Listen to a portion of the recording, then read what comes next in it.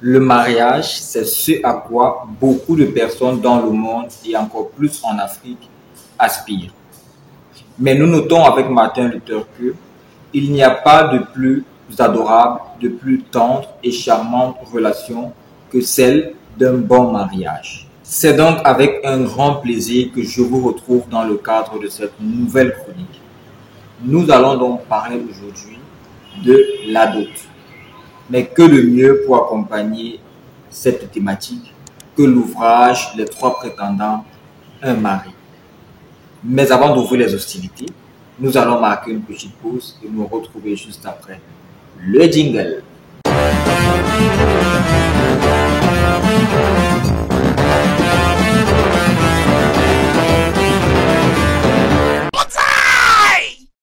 L'ouvrage Les trois prétendants, un mari est un chef-d'œuvre de l'écrivain camerounais Guillaume Oyonombia, qui nous a malheureusement quittés le 10 avril 2021, donc l'année dernière. Et nous profitons donc de cette chronique pour lui rendre un vibrant hommage. L'ouvrage est donc publié en 1964 aux éditions Clé.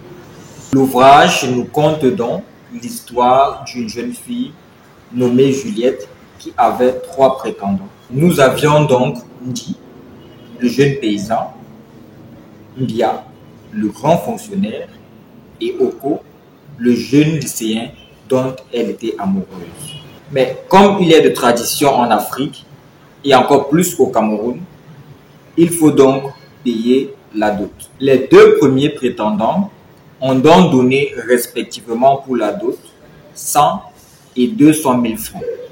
Mais Mbia, le grand fonctionnaire, avait les faveurs de la famille car il avait un statut social et de l'argent. Il avait d'ailleurs des trois prétendants donné le plus gros montant pour la dot de Juliette. Sans toutefois donc avoir l'avis de Juliette, la famille de celle-ci voulait absolument l'envoyer en mariage chez le grand fonctionnaire Mbia. De l'autre côté, la famille ne voulait rien du tout savoir de Oko car il était un jeune lycéen et n'avait pas d'argent.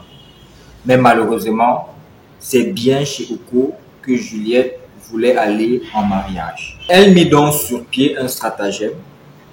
Elle alla dérober les 300 000 francs des deux premiers prétendants pour les remettre à Oko afin que celui-ci se présente à la famille au moment où ceux-ci auraient perdu tout espoir de pouvoir rembourser les deux premiers prétendants avec qui les relations se seraient déjà dégradées. Il se présente donc avec la somme souhaitée et est accepté par la famille qui ne se doute de rien. Et ainsi, le mariage d'Oko et de Juliette est célébré par tout le village.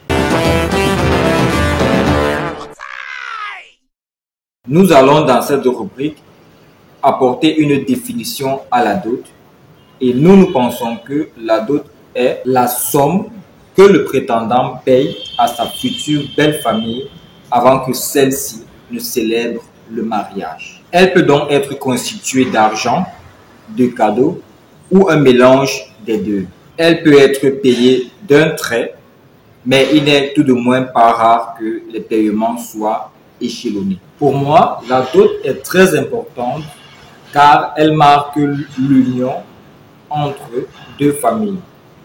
Il n'est donc plus question de deux individus qui s'unissent seulement, mais il est aussi question de deux familles qui se rencontrent, s'unissent pour ne former qu'une seule famille. Mais au-delà de cet aspect aussi, la dot est donc un jeu traditionnel et culturel dans lequel le fiancé met les moyens en jeu pour aller chercher sa dulcinée, sa bien-aimée, et lui montrer à quel point il l'aime et la considère. Mais le problème est que aujourd'hui, beaucoup de familles ont pris la dot comme un moyen d'enrichissement.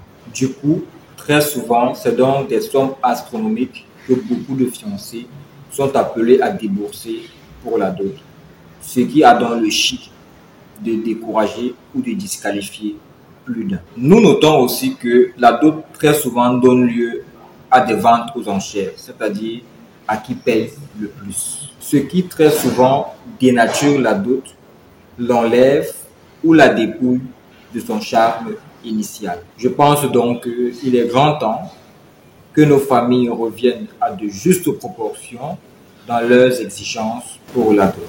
Et bien évidemment, ce n'est pas parce qu'on a doté notre fille à coups de millions ou de milliards qu'elle fera forcément un bon mariage. Nous sommes donc arrivés à la fin de cette chronique. N'oubliez pas de laisser vos avis en commentaire, mettre un pouce bleu, de partager, de vous abonner et de faire sonner la cloche de notification. Sur ce, nous nous retrouvons dans le cadre d'une prochaine chronique. À bientôt.